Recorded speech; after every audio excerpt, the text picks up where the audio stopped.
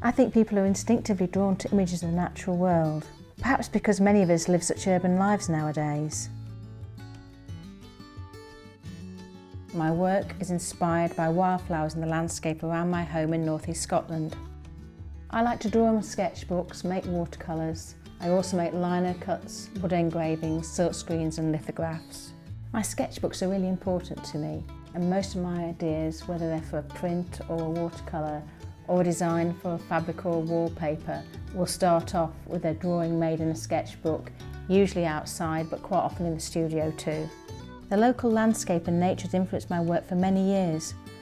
I walk each day with my dog and I see the wildflowers through the seasons.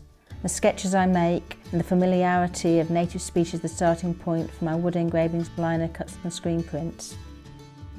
Ever since the first time I walked into the print rooms at art school, printmaking has been a very important part of my creative process. I was drawn to the printing presses, the racks of rollers and tools and the smell of printing inks and the prints hanging from drying racks from the ceiling. The tools have really interesting names like spit sticker, scorper, graver, bull sticker. In recent years, garden flowers have begun to appear in my prints and watercolours too. I like the contrast between the dramatic structures and saturated colours of agapanthus and dahlias, which contrast with the softer colours of the mountains and moorlands that surround me.